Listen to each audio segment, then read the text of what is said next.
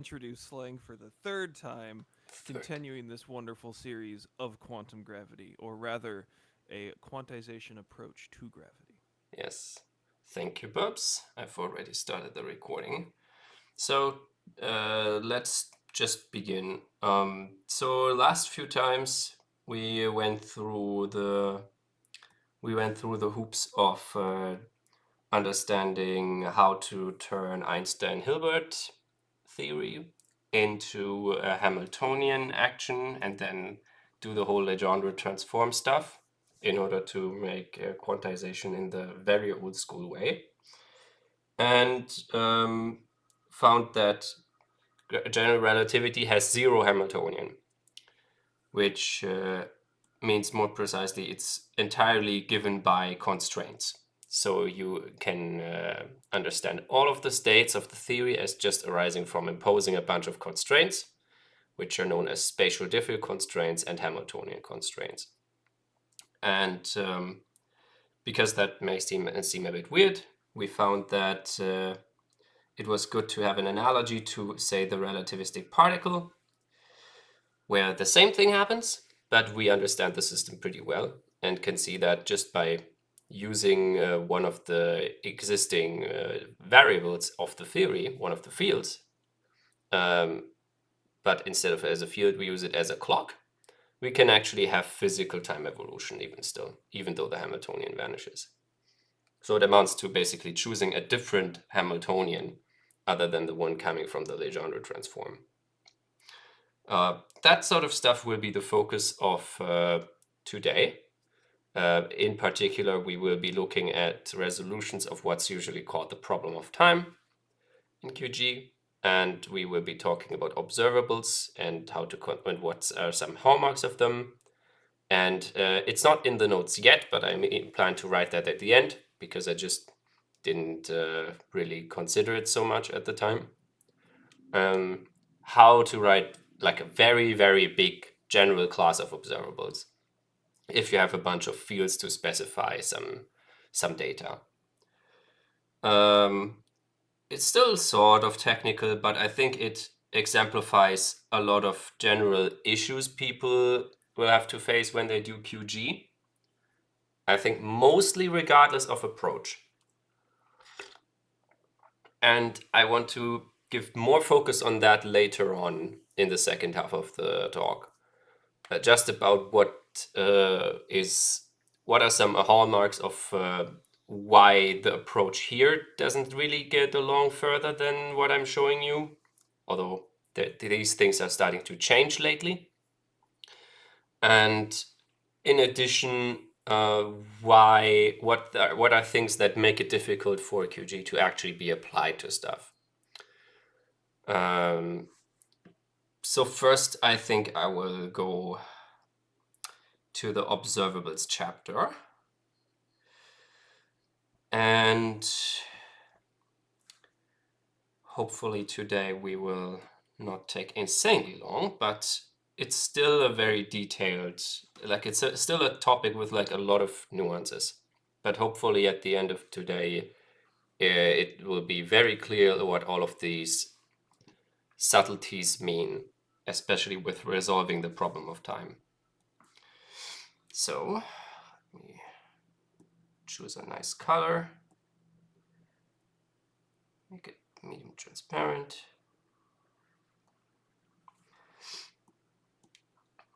Nope. Also nope. Yeah, that's more like it. Okay. So last time we saw that the physical degrees of freedom of gravity can be given by three metrics, so three-dimensional geometries. But really, what the best way to think about them is not by the full metric on a spatial slice, but rather by conformal equivalence classes. So so they're defined up to rescaling. Then within that conformal equivalence class, the Hamiltonian constraint will pick out one representative. So the Hamiltonian constraint fixes the local notion of volume at any point, once you have given a general sort of sense of angles and relative lengths and so forth. Similarly, for the canonical momenta, you also have a few constraints, but the transverse part of this of the ADM momentum will always be free. There will always be a few like 2 degrees of freedom that are unconstrained, and those correspond to gravitons overall. So generally speaking, it's very well understood how, at least for relatively nice classes of spacetimes, we can understand some degrees of freedom of the 3 degrees of freedom of gravity as being gravitons, even though we're in the non-perturbative realm.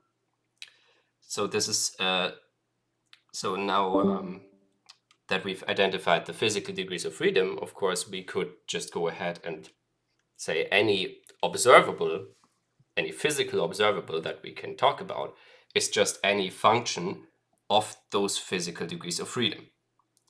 That would be the simple answer. So if you can do that, if you can just parameterize all of the sort of constraint solutions in a way that's accessible to you, then you can just write down observables for GR. However, that's difficult in part because you have things like the spatial diffie constraint, which means that if you want to write down something like, I mixed up the color again. If you want to write down if you even have something like a given solution of these constraints, and say you just want to take the volume at a point, like you just want to take it, calculate the determinant, then even though it's like given by the solution that you have, so it should be a point in it should be a physical data, then it's not yet gauge invariant. And gauge invariance in this case would mean that you have to create something that's spatially diffie invariant. So for example, this thing by itself is not diffie invariant, but if you integrate it over the full spatial slice, then it is. So something like this, which is the spatial volume, this will more likely be an observable. So you need to take care of a few things in order to really make sure that you have something that is actually something testable for GR. But beyond that, even if you can circumvent all of these issues, you still have the question of how to even do time evolution. Usually, when you look out into the world, you can look at some matter distribution. For example, you look at the solar system or galaxies or cosmology or something. And in practice, what you will want to do, even though GR is a sort of time agnostic theory, you will have some sort of time evolution in mind. Like when we say that black holes do an in-spiral and then collide, then we have a notion of evolution there. When we say that the universe expands, then we have a notion of evolution. And when planets rotate around the sun, or stars and clouds rotate around the galactic center, then there's also a notion of time evolution. So clearly that's still there, practically speaking. And the theory should be able to accommodate for that kind of time evolution. So, of course, in principle, we would think, okay, maybe like if we are very proper, then this shouldn't be possible because general covariance kind of forbids that. But it's a bit more subtle. You just have to put in the right ingredients and then you can make it work. The easiest way to illustrate this is on what's called parameterized systems. So say you have any system with any Hamiltonian, any, no,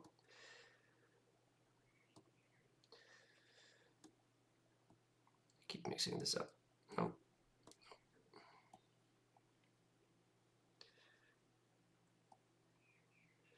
So if you have any system,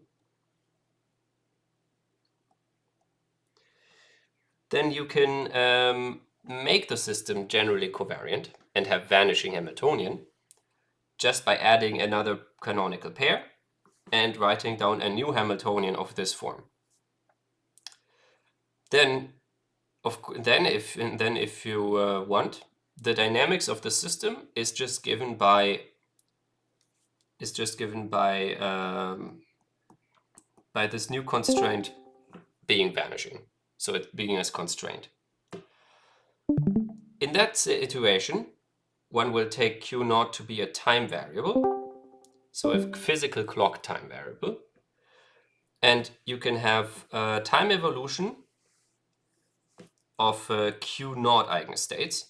So we really think of eigenstates of Q naught as being like you have a physical clock which has like a state, and the states are labeled by something that we call time.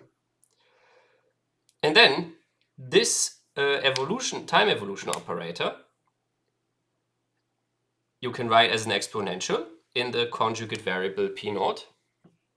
It's not particularly strange this way, but on shell of this constraint then, it will be given by the Hamiltonian you started from. So in this way, you can take this extended system with the constraint as having the same dynamics as the unconstrained system where you just had the true Hamiltonian H here. So in a way, if you can write your system in this fashion here, so you have some pair Q naught and P naught, and you have some Hamiltonian constraint of this form where P naught is right in front, then you can always interpret the evolution of the system as just changing the value of Q naught, or you can take changes in the value of Q naught as translating into actual time evolution. Those two things are equivalent because of the constraint you impose on the full system. You trade one for the other. So as long as you are on the physical phase space where the constraint holds, all of these are equivalent. And in a sense, you can treat Q naught and P naught as just fictitious clock variables. So if your Hamiltonian in general covariant systems, so where it vanishes, where it's all pure constraints, is of this type, then one calls it deparametrizable. Usually that's not the case. Sometimes you can make nice choices of phase space variables so that you can do it, but generally speaking, this is not something you can hope for. So overall, though, what this shows us is, in principle, in such a generally covariant system, what matters more is the choice of timekeeping clock. You have, in principle, infinitely many choices, but some choices are better than others. Usually it will be good for those choices to have some sort of time translation symmetry on the background. The easiest case of that is when you are in a sector of GR where you have a killing vector field, which is time-like. Then, using that, you actually have a conserved quantity along the killing vector field, and this you can interpret as a Hamiltonian. For example, in Maxwell theory, when you are on Minkowski space, then there is a conserved killing vector field, just at the time translation stuff. And when you do the Legendre transform of Maxwell theory, then you get this Hamiltonian thing. And the reason that this gives you a true time evolution is because you've already made a good choice of clock. You've already chosen the killing vector field in order to have a nice notion of which time is which, globally even. But in GR by itself, whether that is a thing is more problematic. Because in general, a spacetime does not have such a killing vector field, such a symmetry. But what it generally shows is that constants of motion, such as something coming from a symmetry, make for good Hamiltonians. But that's kind of a given, right? If you have a Hamiltonian, then it's going to be preserved under its own time evolution. So it better be conserved under whatever notion of evolution you actually want to talk about. Now, there's something you can start from that is a little bit more accessible in a general system, which is however less good than having a deparameterized system. So there's this thing called partial observables, which is a bit of a misnomer, but I think in order to understand why, it's better to first discuss what they do. First of all, let's say you have a true Hamiltonian. So you have a system, just like in Maxwell theory, where you have a true Hamiltonian, true time evolution. And if you have some function t, which you can use as a clock, for example, you insert into the system some, usually people talk about cesium atoms or something. So some system that oscillates and you can use it as a timekeeping variable. Then there's some function on the phase space which linearly increases, and you can use that as a time function. Now, the time evolution in general is generated by the Hamiltonian. So I'm writing this with like quantum operator notation, but I think it should be clear what it means, even though we're on the classical side.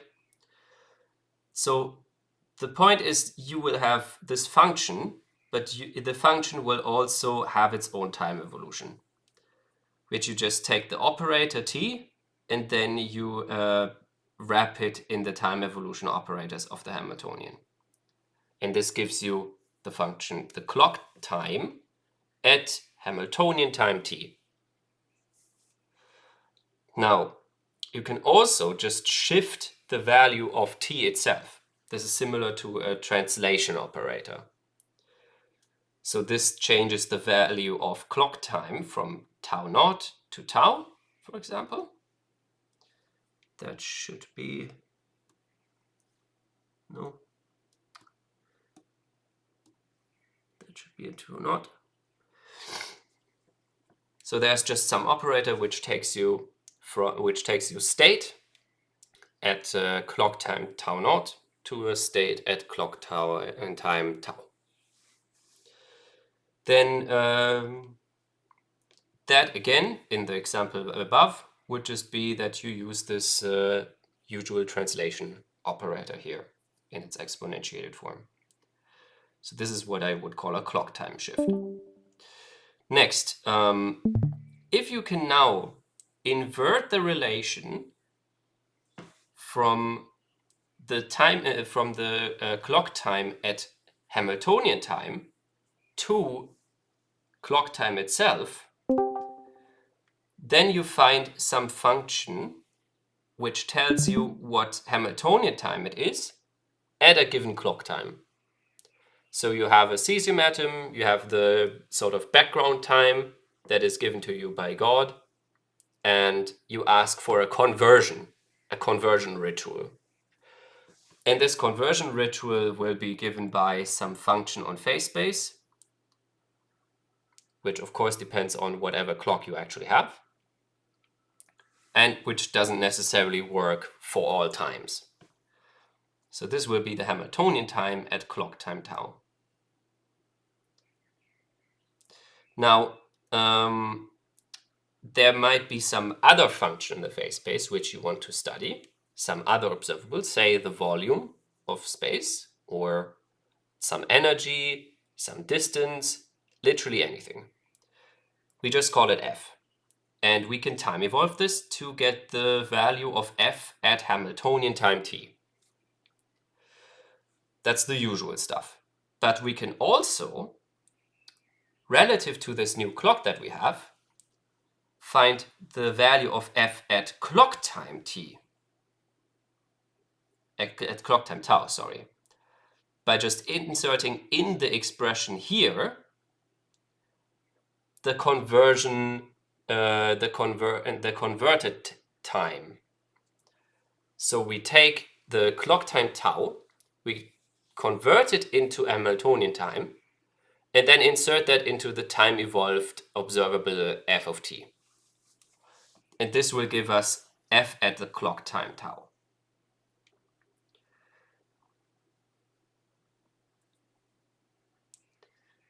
Now, if t is a useful clock, then this will also be a sort of time evolution.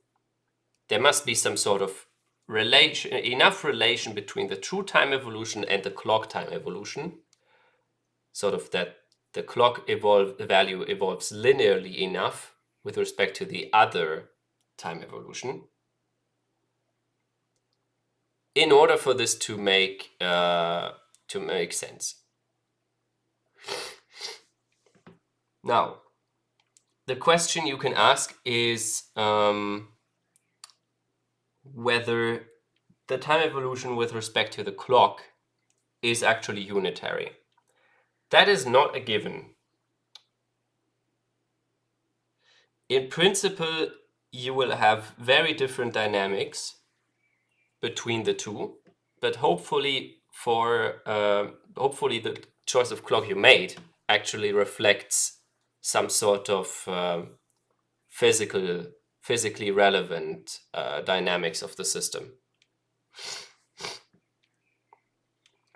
For example, if you have actually a system with like a cesium clock, and you choose a choice of separate time evolution in which the cesium clock doesn't move at all, it doesn't change its values at all, then I would say that's a bad choice of time evolution, because then you can't make use of what's usually used as timekeeping. But in principle, you also have the same kind of issues whether you have a true Hamiltonian or not. So for example, in QFT or in many other cases, it's not so obvious whether when I just give you a Hamiltonian, whether that is actually giving you unitary time evolution. Now, say you actually have such a clock now, and its eigenstates are reasonably enough. Then, if you have some, I think that's supposed. Yes, okay. Okay, maybe I will rewrite this because it's a bit hard to read. So this is supposed to be f, and there's supposed to be a t here. So if you now take this function f with up and lower index t, so it's conditioned on the clock t, then you can take some state and you can take the expectation value at clock time tau. And what this will give you is, well, the expectation value in that state. In principle, what you will want to do here is see the states psi here as Schrödinger picture states. Hamiltonian, Heisenberg picture states. So the states don't time evolve, but the observables do. Now, you can also look at simultaneous eigenstates of f, if I remember. Yes.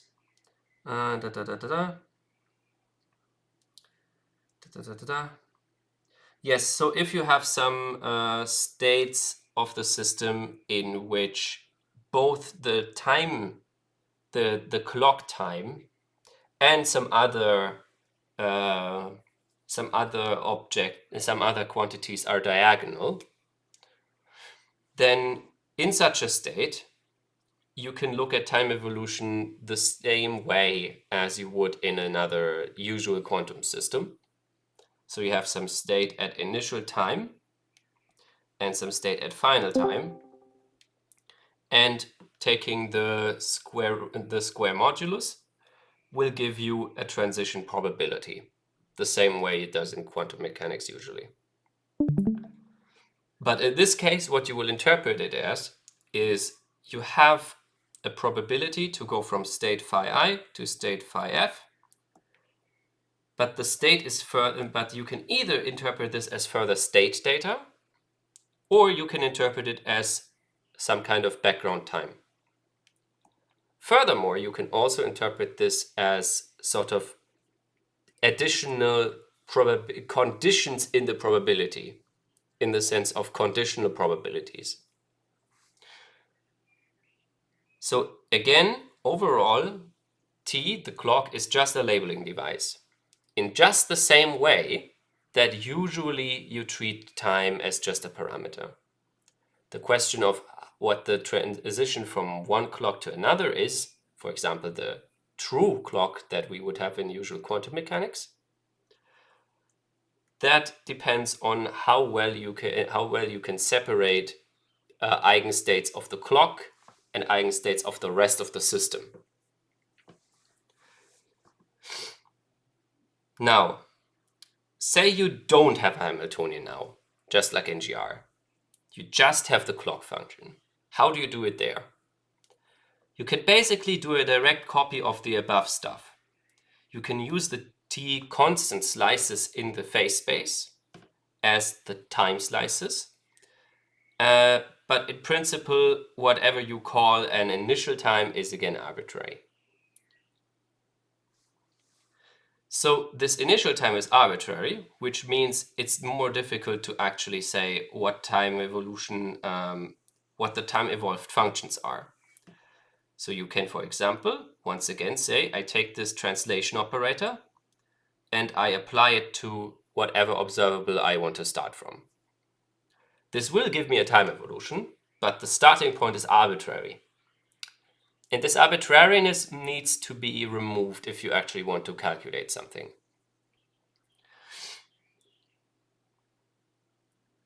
Now, if you have, for example, just one constraint, like in the case of the relativistic particle, then you have some sort of constrained time evolution by using the constraint that you need to impose. So remember, in the relativistic particle, this was just the mass shell constraint. And if you write it up here like this, then okay. If you're not if you're off shell, so the constraint is not imposed, then this is non-trivial. But once you impose the constraint, so if you're on the physical phase space, then the time evolution will be trivial. Still, you can take this on any general observable, so not on the on-shell phase space, and just apply it and just apply the time evolution there. Now, now let's specify this for the relativistic particle case.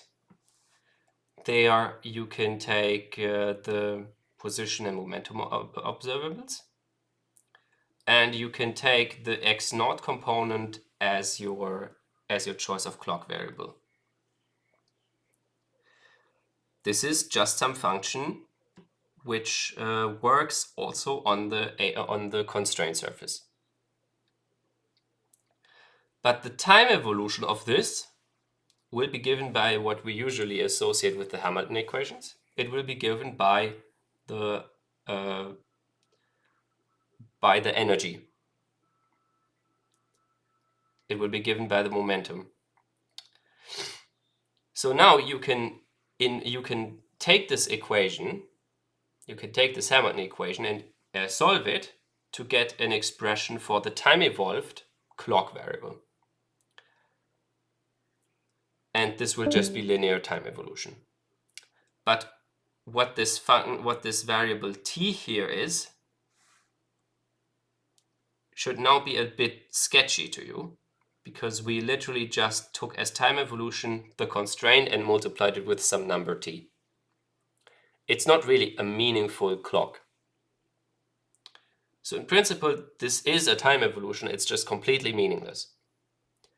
But that's not a problem, because this is very useful in that we can invert the relation and find something and find observables that evolve with respect to a more physical clock. So again, you can invert and find that this time inversion ritual, and then can define once again time evolved functions, but time evolved with respect to the more physical clock. Just time evolved with respect to the fake time, and then evaluate it at the fake time, which corresponds to the real clock time. So, for example, in the case of the particle, we find that for the other observables, which is the positions, it's again given by momentum. I think I just... I think I missed the divided by m here. Now, in this case, then we can again solve the fake time evolution, which is linear, as we would usually see it. But then we can also solve for the fake time at real clock time, and it has this interesting expression here. So this comes from inverting this for the time here. So basically, what you would do is you take this expression here, you set it equal to tau, and then you solve for t, for the fake time. What's important to keep in mind here is that x naught and p naught here are seen as observables, as operators, whereas t and tau here are seen as pure numbers. So in principle, this is a number, but this is a function, and this is a function. And so this whole thing here should also be seen as a function on phase space. This is an operator, so there really is a time operator now.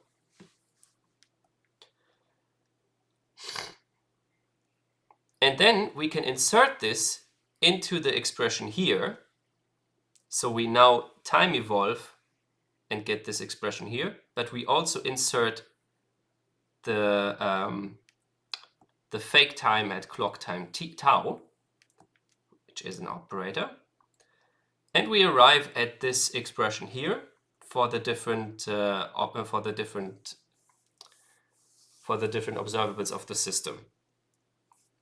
So maybe first of all of the momenta, by definition of the dynamics, are conserved. That's what we understand is necessary for a free particle anyway.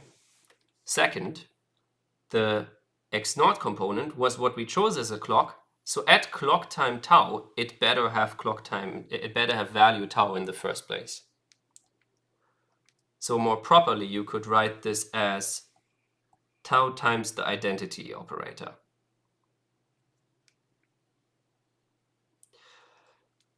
More interesting, perhaps, is the clock time evolution of the spatial position, which, if you look at it and forget about this piece here, so if you forget about this piece here, then this is basically just the linear time evolution that we know from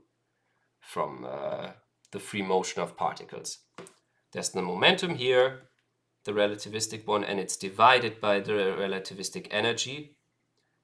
So if we write this out, then this is g times mv divided by gamma times m, and so this is just v, where gamma is the Lorentz factor.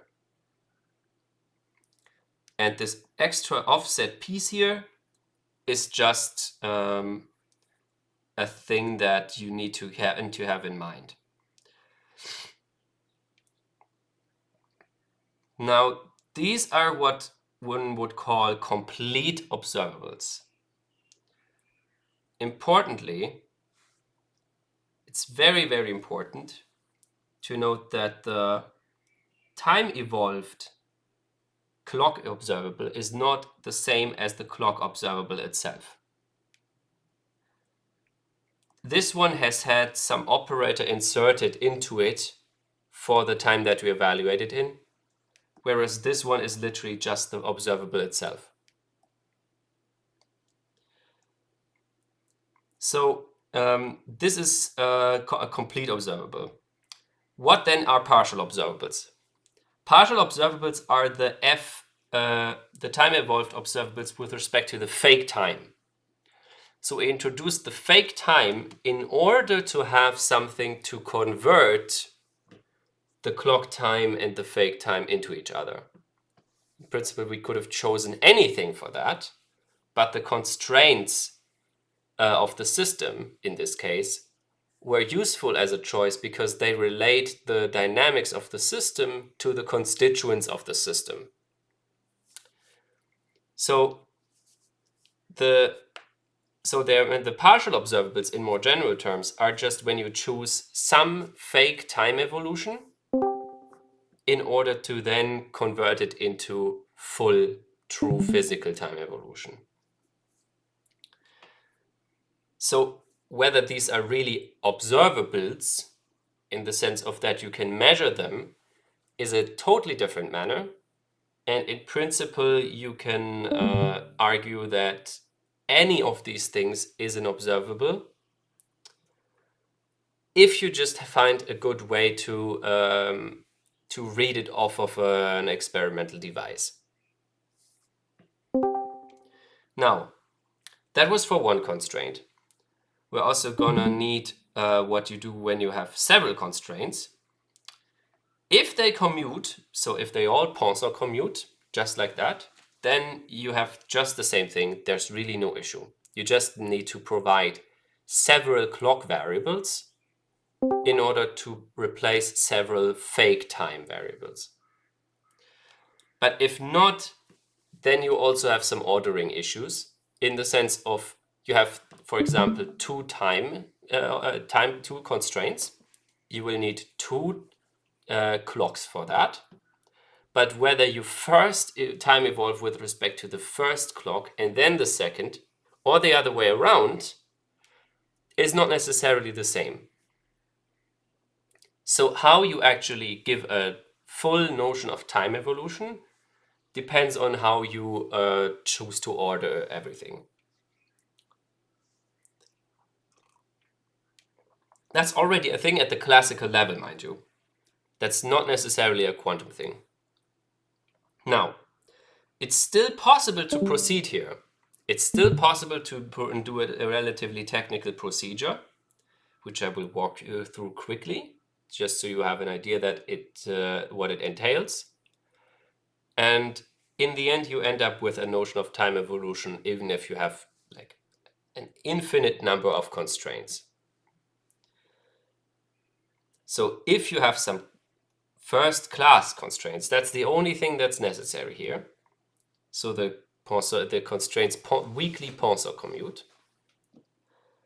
Then you can choose clock functions for each of those. Say you have chosen some. And in the neighborhood of the constraint surface, you should be able to move around a little bit in all directions just by adjusting the values of the clock variables. Then the first step is that you convert your constraints into equivalent ones, which are related in some fashion, but which are adjusted to the clocks. Then you find associated to those constraints the associated transformations they induce. So just you can, on the classical level, those would be canonical transformations or vector fields on the phase space. In the quantum setting, that would be the induced unitary operators, if they are unitary. And those vector fields will also weakly commute. Then, actually, there will be no ordering issues on the constraint surface itself. And this means that at least for a short time, for a short clock time tau, t here, you will be able to invert all of the clocks for the clocks for the fake times. And you will be able to use all of these fake times then again to time evolve any observable of your choice with respect to the fake time. And then in the end, you get the observables with respect to your true clock times by inserting in the fake time evolution, the conversion ritual.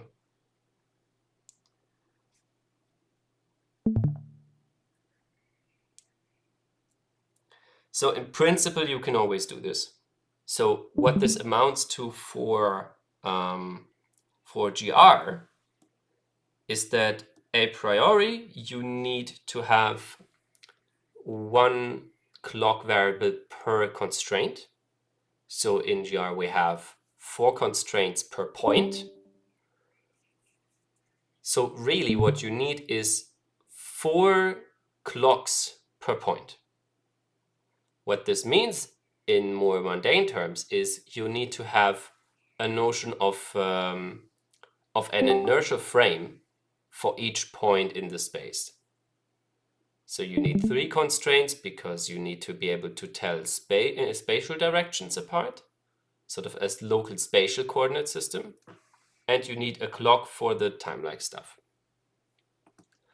Per point implies that in principle you can have different notions of time evolution for different points in the space. And this is really not, this maybe sound a bit like a bit much, but it's perfectly compatible with even everyday thinking. I will just direct you to look at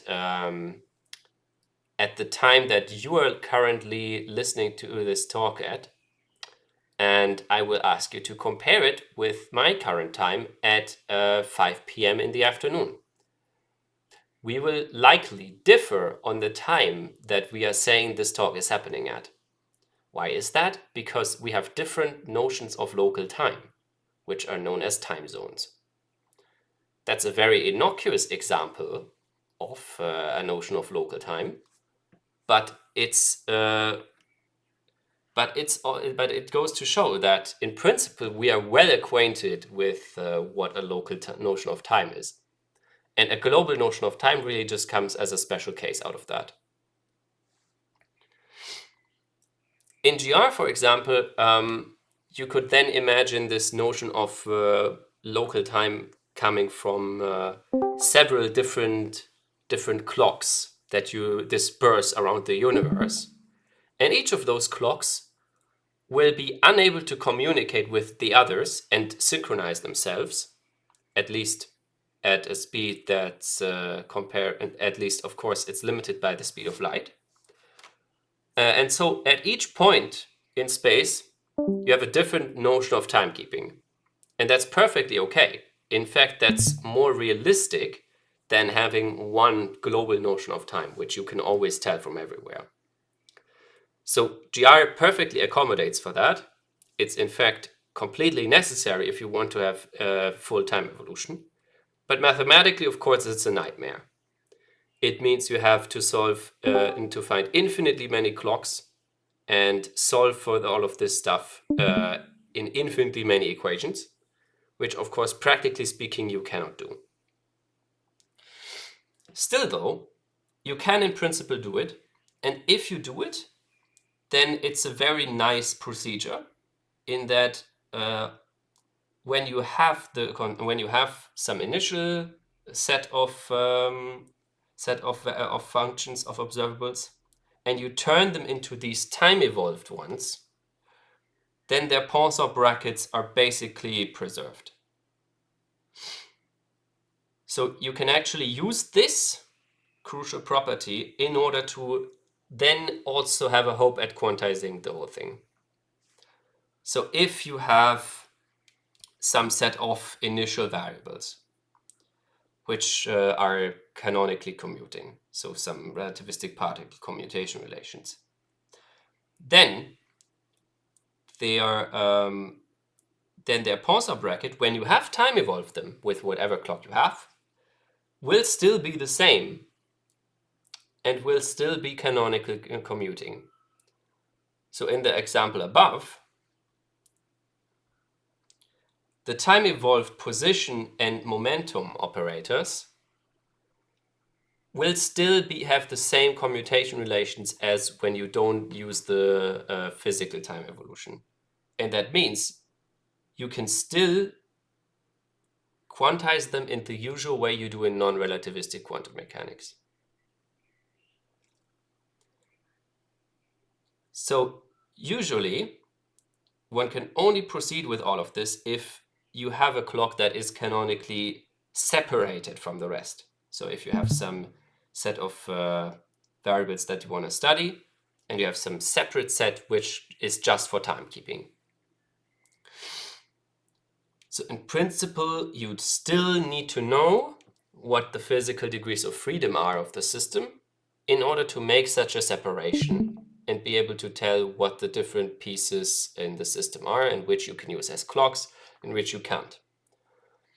So that's why the study of the phase space of GR we did before was useful, because that way we can hope to identify what in GR can actually be used as a clock. Overall, the concept of these many different clocks have a very interesting name in the literature, which is known as multi-fingered time. And I'm pretty sure that the notion of these fingers just comes from the fact that if you have a slice, then and you have the different notion of clocks that come out of it, then you just sort of imagine these like parallel geodesics of time like that are going time-like, and you just sort of imagine them like, as fingers of a hand sticking through the Cauchy surface. I would not have come up with that name for it.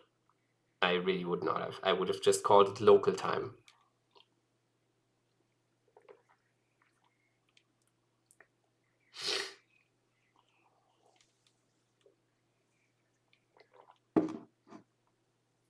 Around an hour ago. It started around an hour ago.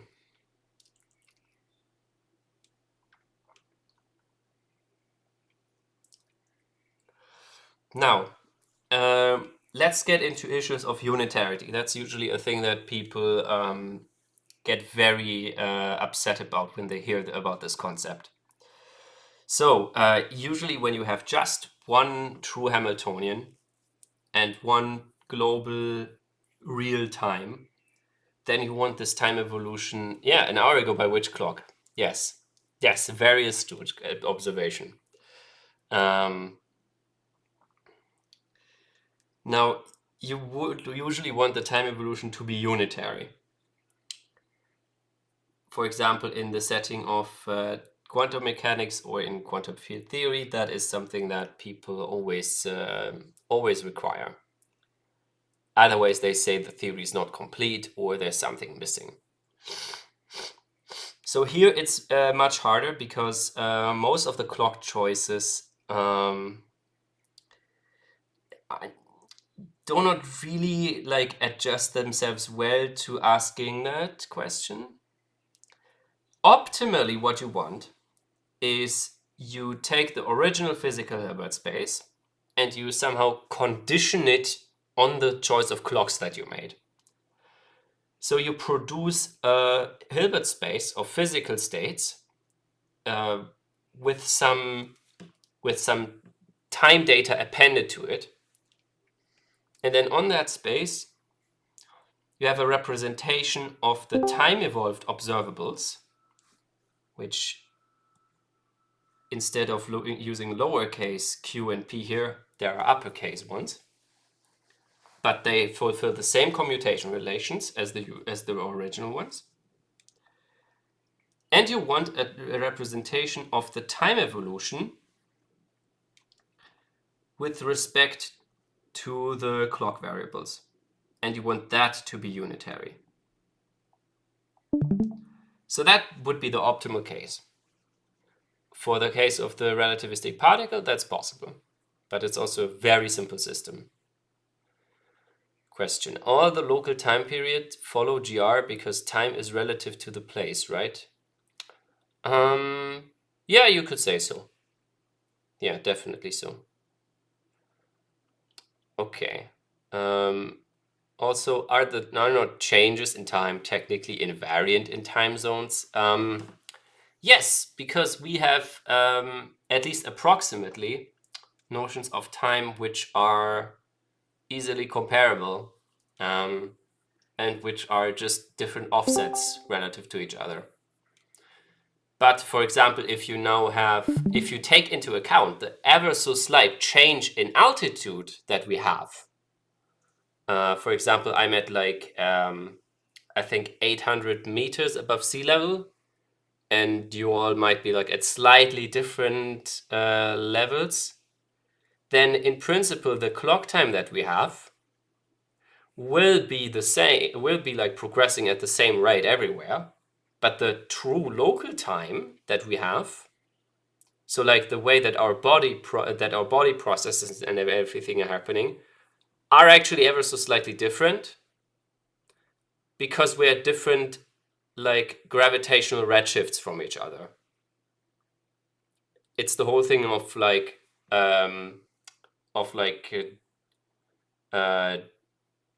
gravitational time dilation,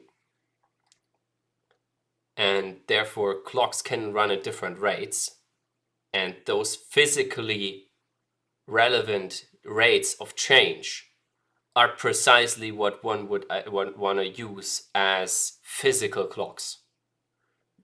That's actually a very very good point. It's sort of, you have a clock here, and it's going to run at a certain rate, and you have a clock somewhere else and it's going to run at a certain rate, and you both like start them at the same location, you bring them apart, and then later you bring them back together, and then you realize, okay, they ran at different rates because they now show different times.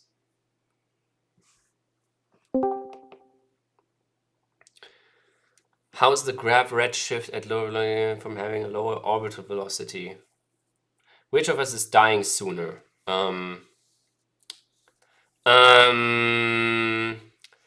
Wait, how is the gravitational redshift from lower altitudes counted by SR redshift of having lower orbital velocity? That's a very good question. That's a very good question.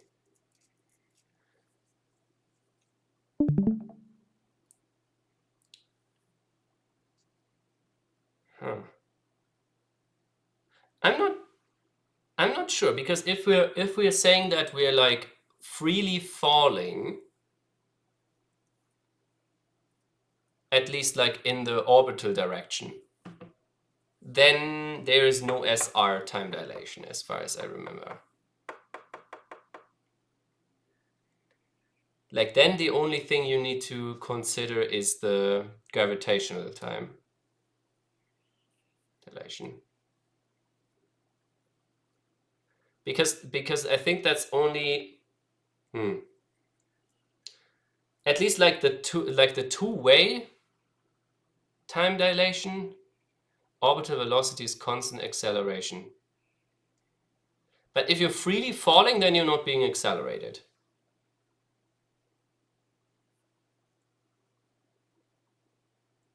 Okay, I mean, let's do that challenge question in a bit later. Let's get back to that. That's interesting. Yes, you're rotating, but also you're freely falling. That's the whole thing with jar. The Earth is freely falling around the sun. It's not being accelerated.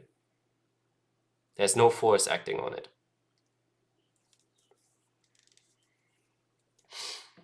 Now, so the point was, optimistically, you could say, okay, we have a bunch of different clocks, and we have unitarity with respect to some combination of those clocks. Realistically, the only thing you can hope for is that you take one parameter combination of these global times. For example, when all of the clocks get the same value, so you do a constant shift of clock time on all of the clocks, and only that one will be unitary. That's not that bad, because, for example, in QFT, you also have only that a global time evolution is unitary.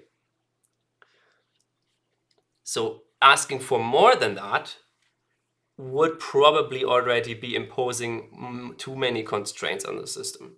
And realistically speaking, you can't do more than that anyway. So how can you possibly approach this problem? How can you find unitary stuff?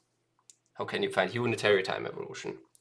So the first thing you can do is you can try to find Hamiltonians for each of the clocks that you have. So you have some function on the phase space on the phase space that generates your clock time evolution. That's something you can always do in principle. There's like a semi-algorithmic procedure for that. Those, however, could also be explicitly time dependent. You never quite know. And if they are, then your life will be a lot harder. This again is just a general QM issue, and there's nothing really particular to GR here. But even in cases like the full standard model, it's known that you can produce those Hamiltonians. And it's also known that you can find a Hamiltonian for that standard model case in which the Hamiltonian is bounded from below. So it has a unique global minimum, which in principle you could then use as a global vacuum for the standard model, even though it's technically in curved space-time and includes GR. So there's here's a QFT aside. In quantum field theory, usually you choose an overall important state, which is the vacuum, which is usually chosen to be just the ground state of whatever Hamiltonian you have. But in curved spacetime, you no longer have a unique ground state due to inequivalence of observers and inequivalence of vacua under change of observer. And therefore, it's not so clear which what vacuum you actually want to calculate stuff in.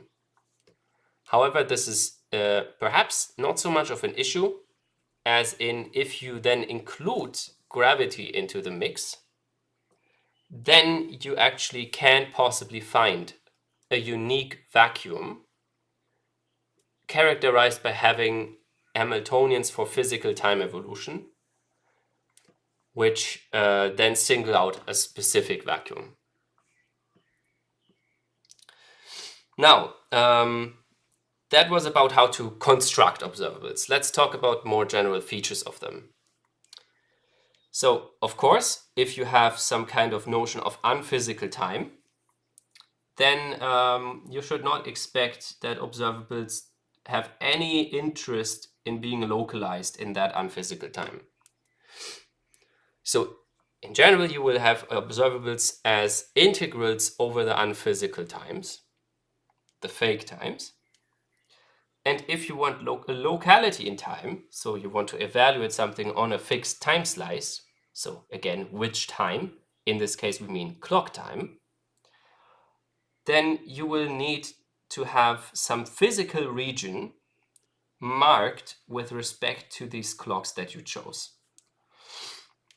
So, for example, if you have a bunch of scalar fields as your way of keeping positions in the manifold, in the space-time,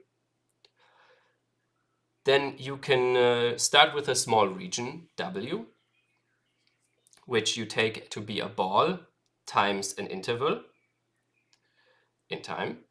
So this is a very small region in space-time. And you just mark this region in space-time as the region where the value of the scalar fields is marking off the boundaries of the region itself. So if you have such a region,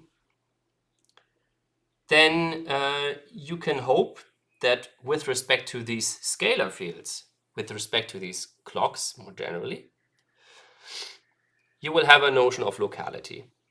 So you can localize an observable only by specifying the regions in which it is contained using other fields in the system.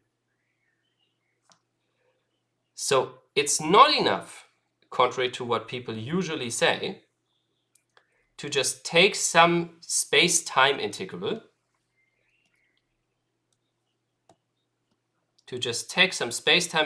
like you take a function of curvature, you weigh it by the space-time volume, and then you integrate it over space-time.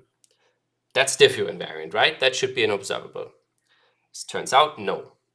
At least not from a canonical quantization point of view, it's definitely not an observable.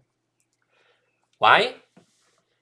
The easy answer is it includes the lapse and shift, which we already established are connected to gauge transformations of GR. So if it contains gauge parameters, then it's not gauge invariant, and then it's not an observable. Now, we can also do a different procedure, which however does produce an observable. So say you do have a function of the spatial metric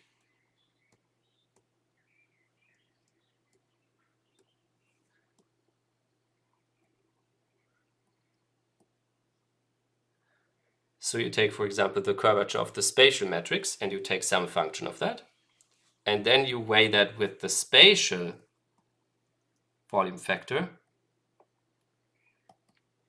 and then you smear that out. Then that is spatially diffew invariant. That's all cool. All right. Now you can do the constraint time evolution with respect to the Hamiltonian constraint and produce its fake time evolution.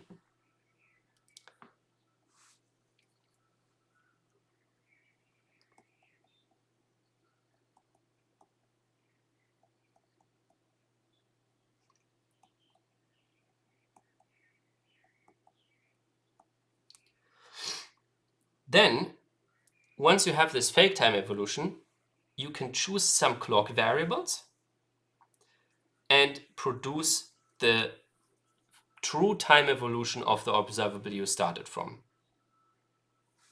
And this will be your physically time evolved actual full observable.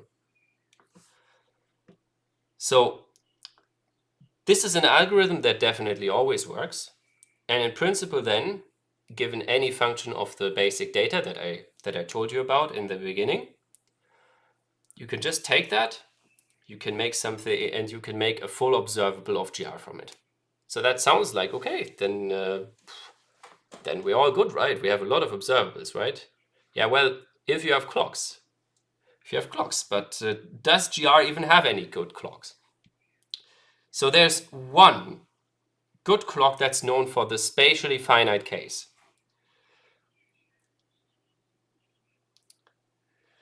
I don't remember exactly what I wanted to write down here, but I think, yeah. So I would like. So does anyone have an idea for a good clock that happens in pure GR, or like GR with like some choices of matter, like something that in the general dynamics of space-time just kind of like linearly increases, or like always increases?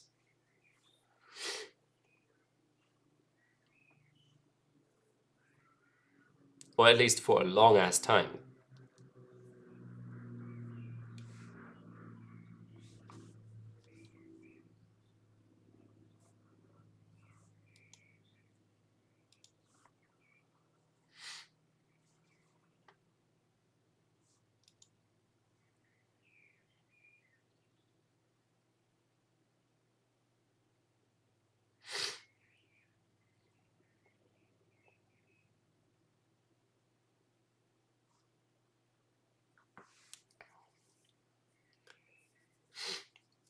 So I'll give you a hint. It's a very simple Geometric quantity. No, you should think of functions, so something quantitative.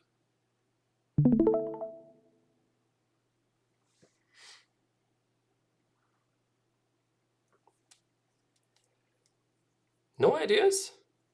Okay, further hint. Think of cosmology. Is there something in cosmology? Yes, expansion.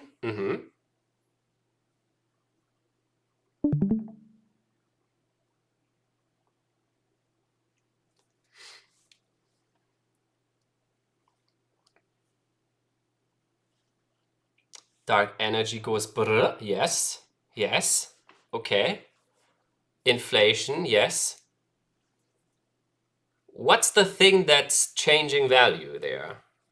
Like, how do you, like, what is expanding? What is increasing in value? There's many different ways to put it.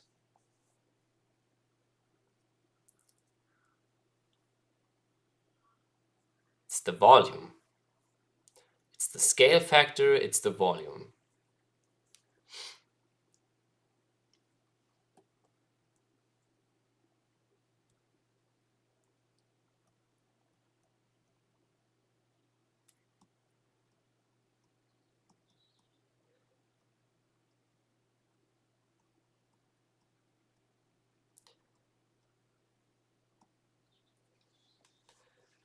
So this is one of the few good clocks that GR naturally is equipped with. It's a global one, so in principle you will have to use it in some way for all of the different local clocks at the same time, which isn't so great. But in principle, this is definitely a realistic way of keeping time, because as we see in the universe out at large scales, we can tell time and how far an object is away and how long it was it existed before, just by how much of a redshift it has. The expansion of space is a way for us to keep time. So we may have some presuppositions about there should be some like way to have actual time evolution in a way that doesn't depend on the choice of clock. But realistically speaking, the only ways we can actually keep time and tell time on a large scale, such as in cosmology, is by the fact that we have redshift. That's one of the main ways due to the distance redshift relation.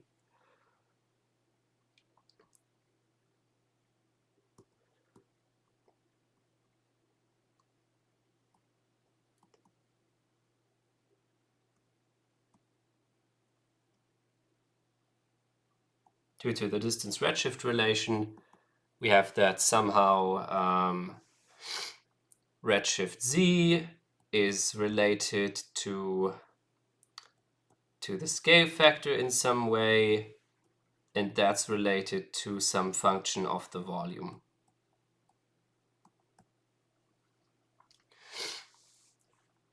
So what we have here is a good global clock. And usually when people write the time evolution in the Friedmann equations, what they then write is something like a of t goes like t to some power m over n. Okay, but what is this time t? Well, it is some notion of time given by the Killing vector time.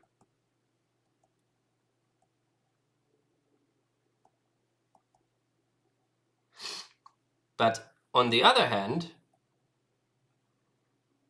you can then use this to find the Killing vector time with respect to the volume as some function which is, well, if the volume is something like some initial volume times a cubed, then this will be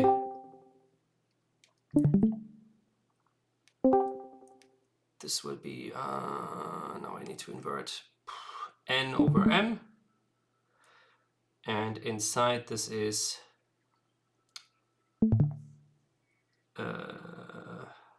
cube root of the volume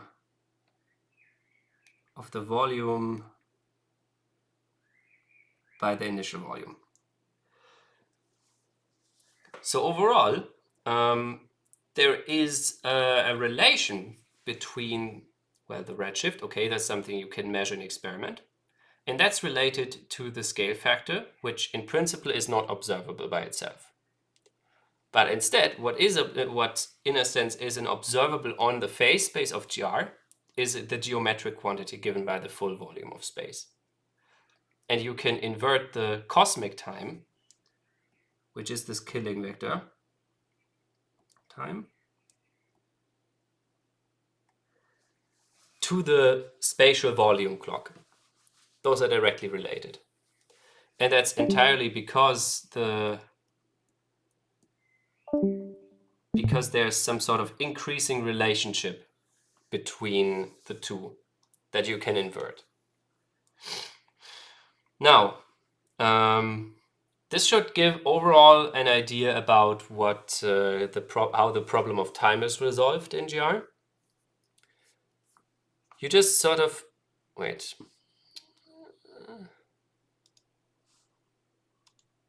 I see the stream is having a few issues. Can you still see it?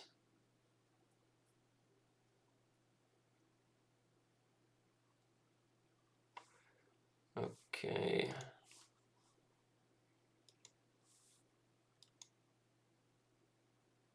Okay, now it's back. All right. Now, I would like to give some more examples for observables. Perhaps before I continue with the stuff on amplitudes. So let me just take all of this.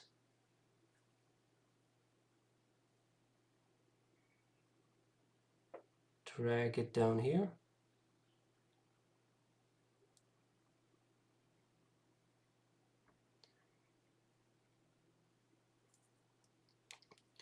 That also goes downstairs.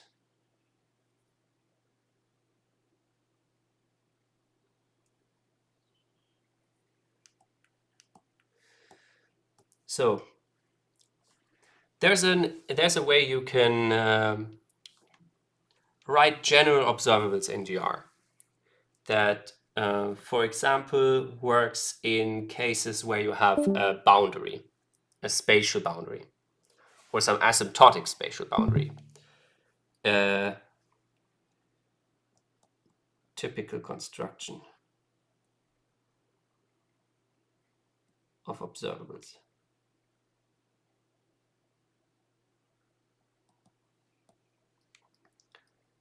In the case of, let's say, anti-de Sitter.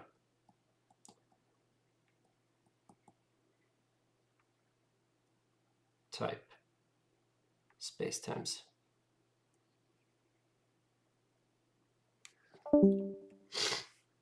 So what we have there is we have a spacetime which looks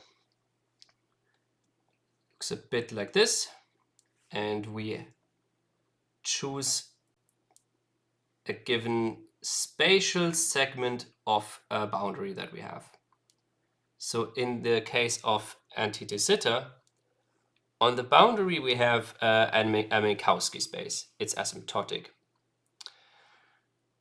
And we just kind of select a boundary segment and we keep that one fixed. And then what we can do, for example, is we can try to dynamically specify a spatial slice to fill that boundary. If we can do that, then we circumvent basically all of the problems of constructing observables. So step 1, fix some boundary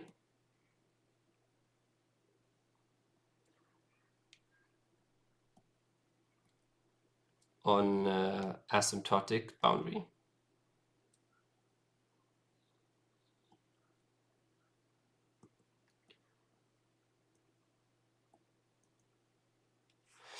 Then the next one is you select a number of functions from which you construct your observable. So you fix a functional f. So wait, you first introduce a bunch of coordinate fields.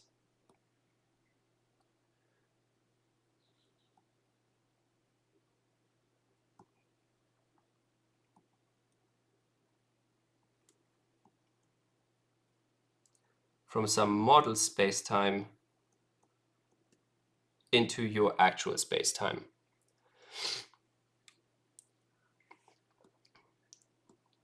You use this to specify the location of a dynamical slice.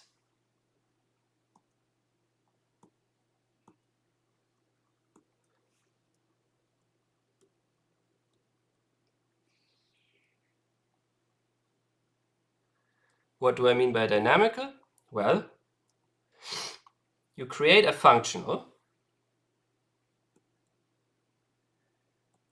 sort of like an action.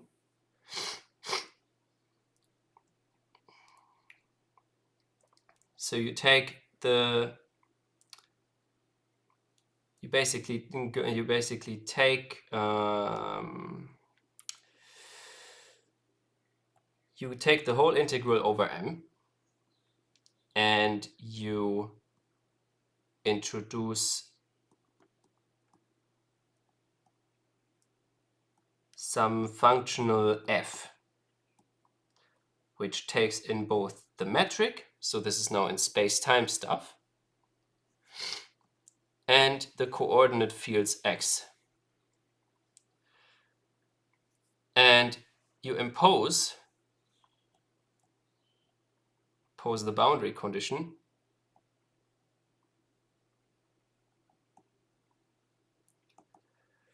that x on the boundary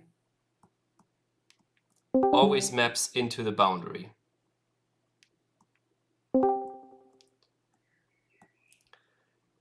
So you sort of want to embed a spatial Cauchy slice into your spacetime, on which you can then integrate whatever you want, and you just fix like the boundary of where you place that slice. Then you require that this thing is minimized. I really think you sort of have to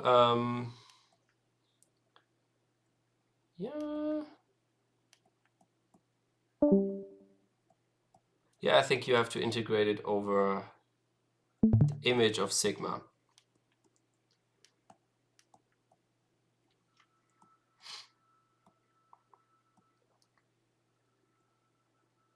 So what's a very nice way to specify invariantly some regions in spacetime in a way that doesn't involve just like having a bunch of fields and then you restrict the values and you say that's the region I mean, is you still have those fields, but you specify it through a variation problem. So in this case what this can give you is an optimal spatial slice that's connected to the boundary that you chose. And this you will want to call something like sigma star. And then the final step in constructing this stuff is to just take any functional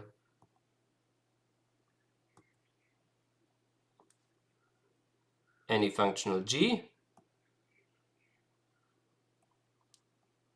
and then define the observable phi of f and g as integrating over sigma star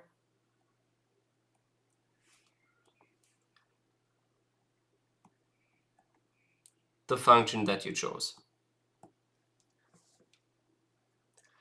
So it turns out that this is a way by which you can construct observables of GR in a very, very general and systematic manner. You can integrate stuff over any surface, and that will give you something invariant. But which surface can you actually integrate over in a way that is not dependent on coordinates?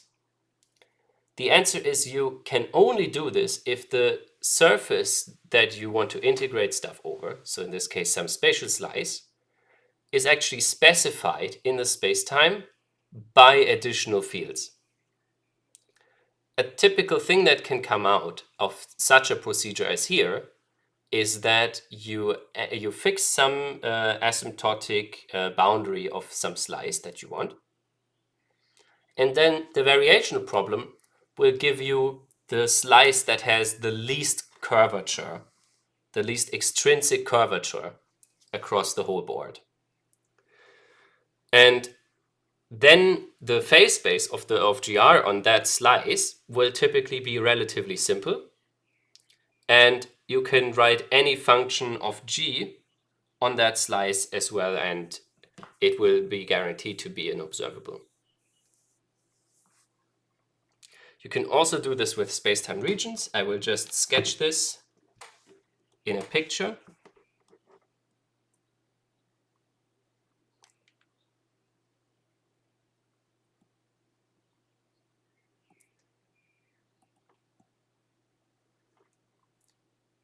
So you once again choose some fixed slice. And then what you want to do is you want to specify some kind of like space-time region over which you want to integrate. How do you do that? Well, a space-time region can be bounded very easily by two spatial slices.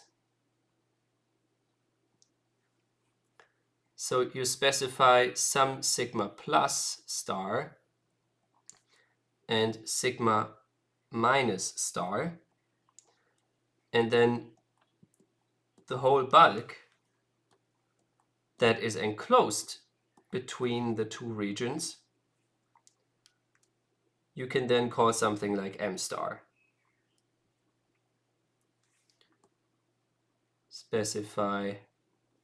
You have to find sigma plus minus star. They bound some region m star, and then you just give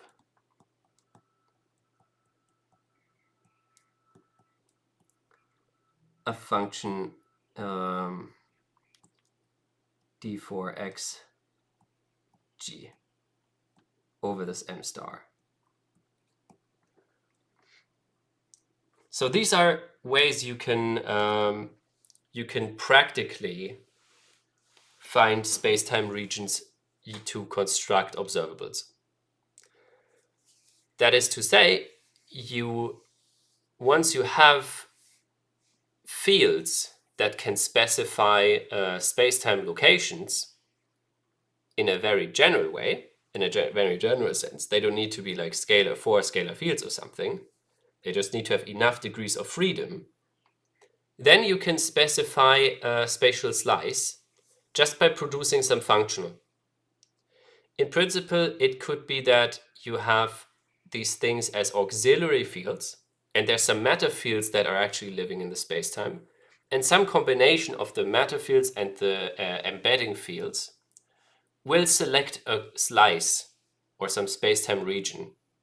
So the actual specification of which region you're putting your lab in, or in which your black hole lies, or a planet or a galaxy and so forth, that can be specified by more general things than some thing that is directly a clock or directly a rod.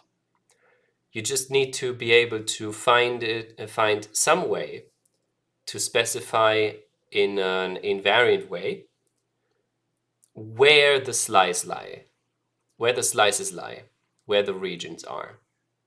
So in the case of, like, I don't know, say a galaxy that you look at in the night sky, say the Andromeda Galaxy, how do you know where it is? You sort of need to put together a lot of different little clues and ways of telling spatial distance in order to localize it. That's an invariant way in the sense that you use different physical measurements in order to tell where it is.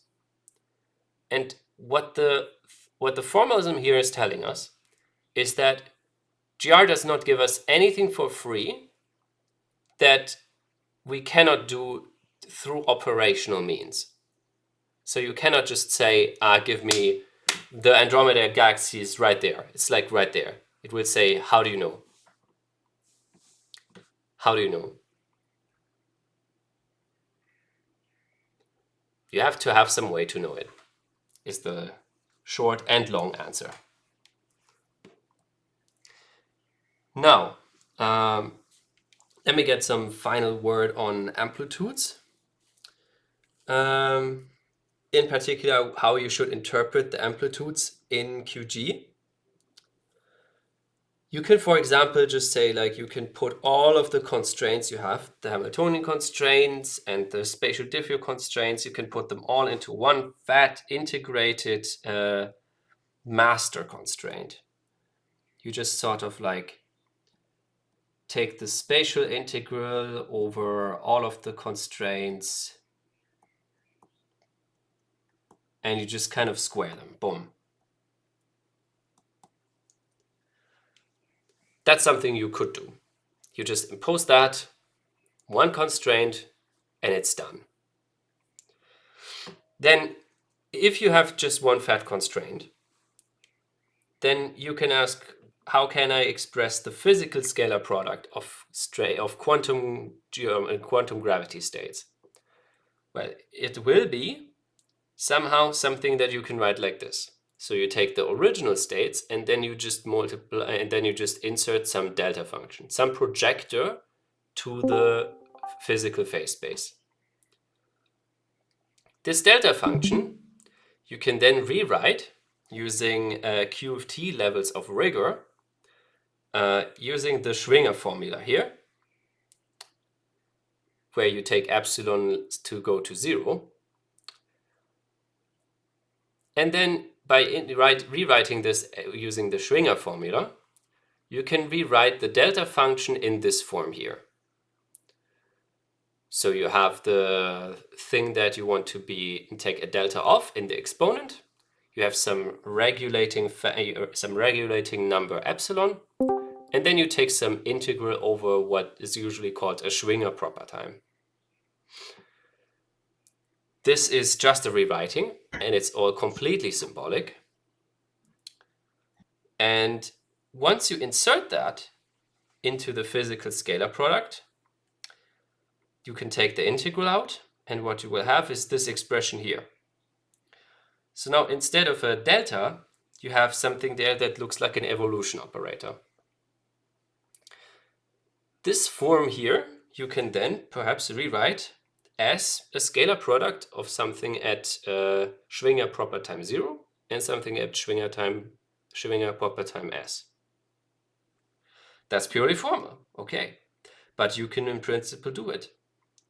So what is then this time-evolved psi?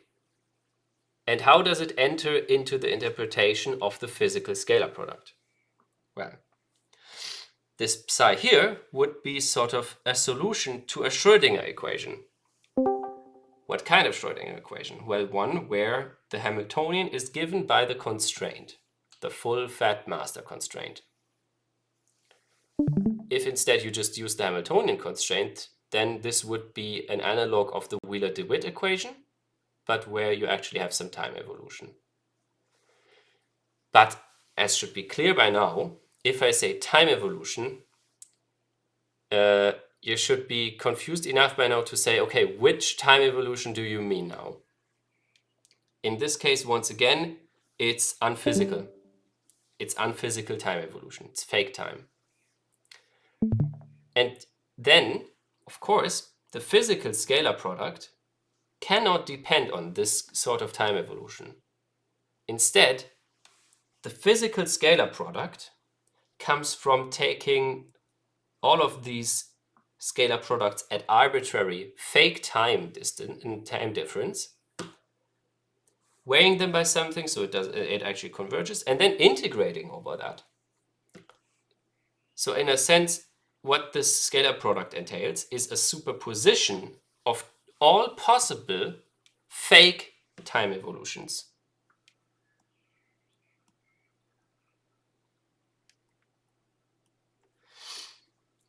So the average in this case over all different time evolutions here, so at all different time differences, is needed and of course does nothing on the physical states because the S time, the Schwinger proper time, is unphysical.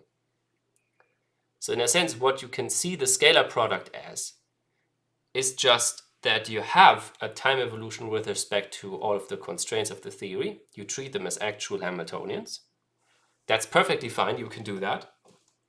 But then in order to take actual scalar products, you will have to average over all time differences. So the interpretation of these amplitudes will then have to be something like in the Heisenberg picture. The states themselves do not time evolve, not in the physical sense, but instead the observables will evolve, or if they are constants of motion, then they do not evolve. And importantly, it has to be physical time. So when you take the scalar products here and you interpret the states and stuff, then you should not think of the states really as encoding anything in the time-like sense. Even though you have chosen one spatial slice on which you quantize everything and then you time evolve back and forth, in principle, the states do not contain any time-like data.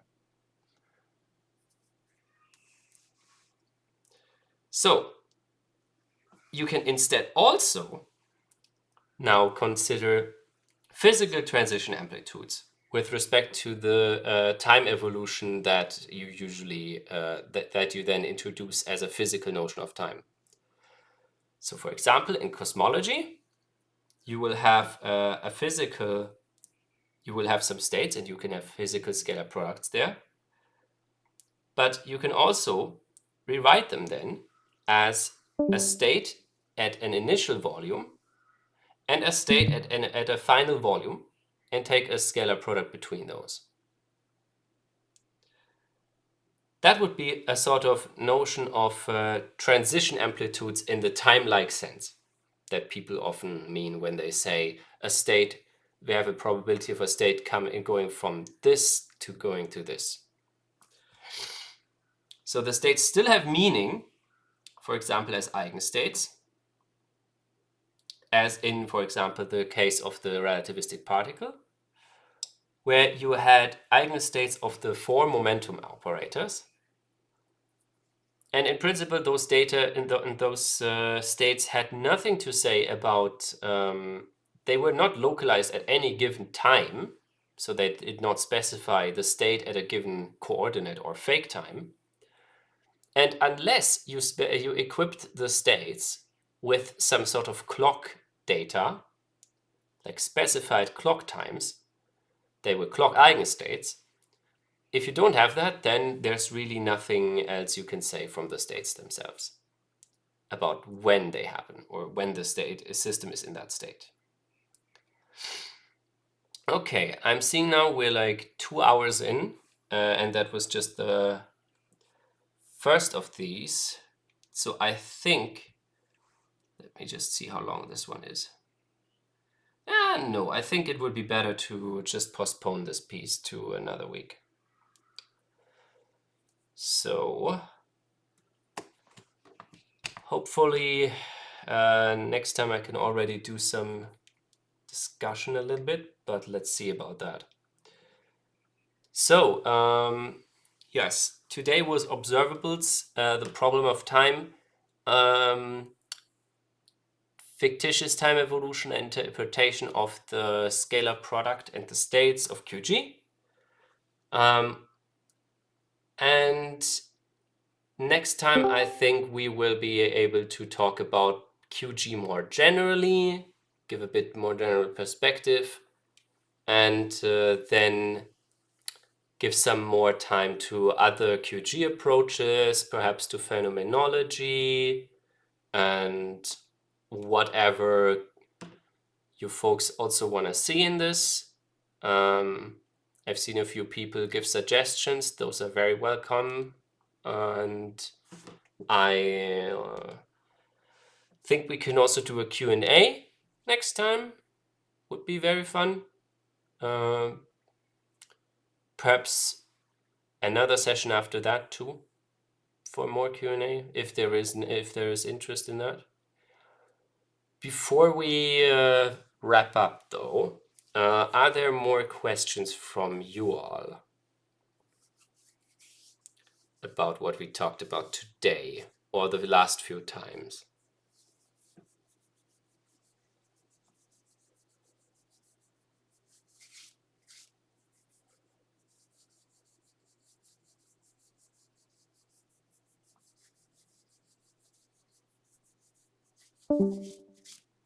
I take that as this was incredibly clean exposition and there are no questions whatsoever. Either way, there will be recordings and notes uploaded, so just shoot me a question whenever it emerges in your mind, and I'll be happy to see you next time.